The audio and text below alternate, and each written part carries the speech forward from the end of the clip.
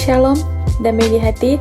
Perkenalkan, nama saya Intan Vanessa Onibala dengan NIM 2014201068. Saya mahasiswa aktif dari Universitas Pembangunan Indonesia, mengambil Fakultas Keperawatan Program Studi Ilmu Keperawatan. Tujuan dari video ini yaitu untuk memenuhi tugas UAS dengan mata kuliah Keperawatan Menjelang Ajal dan Paliatif dengan dosen pengampu Nurse Virginia Mastur Escape MCAP. Yang pertama ada penyakit terminal dan konsep keperawatan paliatif. A. Definisi. Penyakit terminal adalah penyakit yang secara medis kedokteran tidak bisa disembuhkan lagi, dan penyakit ini terjadi pada stadium lanjut.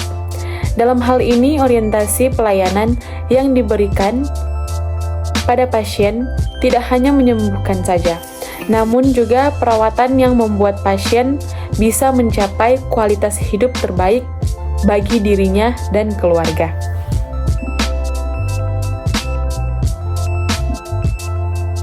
Kematian merupakan tahap paling akhir dalam kehidupan.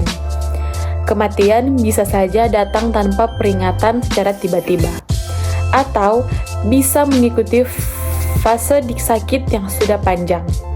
Meski demikian, kematian tidak memandang usia seseorang, tua maupun muda, dari bayi hingga manula, semua bisa saja mengalami kematian. Kondisi terminal merupakan keadaan sakit di mana tidak ada lagi harapan bagi pasien untuk bisa sembuh menurut akal sehat. Nah, keadaan seperti ini bisa diakibatkan oleh penyakit tertentu atau mengalami kecelakaan. Penyakit yang tidak dapat disembuhkan dan tidak ada obatnya. Kematian tidak dapat dihindari dalam waktu yang bervariasi. Penyakit pada stadium lanjut. Penyakit utama tidak dapat diobati, bersifat progresif. Pengobatan hanya bersifat paliatif atau mengurangi gejala keluhan ataupun memperbaiki kualitas hidup.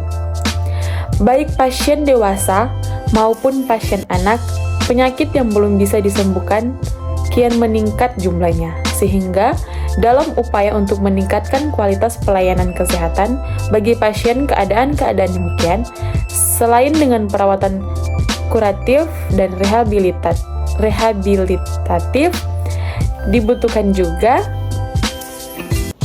perawatan paliatif bagi pasien yang telah masuk dalam fase terminal.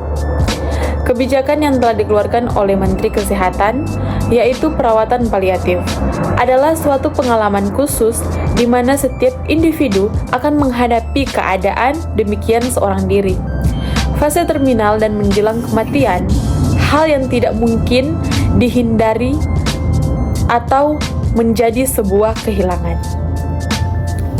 Nah, yang kedua, adapun terapi komplementer. Menurut Kamus Besar Bahasa Indonesia, pengertian terapi adalah upaya untuk mengembalikan atau memulihkan keadaan kesehatan orang yang sedang sakit. Pengobatan dari suatu penyakit dan perawatan penyakit. Pengobatan komplementer sifatnya adalah pengobatan yang melengkapi atau menyempurnakan. Menurut WHO, terapi komplementer merupakan pengobatan non-konvensional yang bukan berasal dari negara yang bersangkutan. Contoh pengobatan komplementer: jamu. Jamu merupakan ramuan asal Nusantara dan bukan merupakan salah satu terapi komplementer.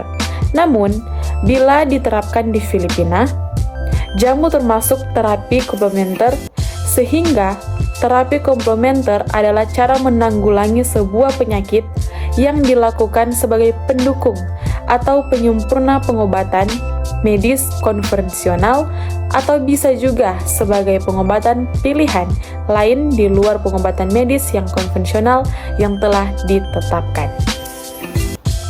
Nah, kesimpulannya yaitu keadaan terminal adalah keadaan di mana pasien sedang menjalani sakit yang sudah tidak memiliki harapan bisa sembuh, dan kesakitan tersebut hingga dirinya sangat dekat dengan ajal atau kematian.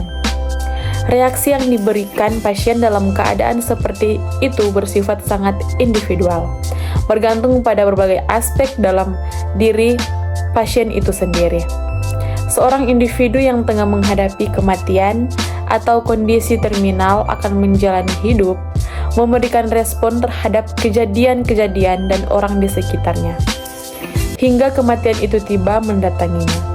Umumnya, perhatian utama pasien kerap kali tidak tertuju pada kematian yang dialaminya, melainkan lebih pada kehilangan kendali fungsi tubuh, merasakan nyeri yang teramat sangat, adanya tekanan dalam psikologis yang mendalam karena akan mengalami perpisahan, serta kehilangan orang yang mereka cintai.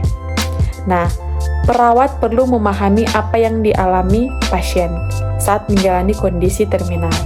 Tujuannya untuk bisa mempersiapkan dukungan dan menyediakan bantuan bagi klien sehingga pada saat-saat terakhirnya bisa lebih bermakna atau akhirnya bisa meninggal dunia dengan tenang.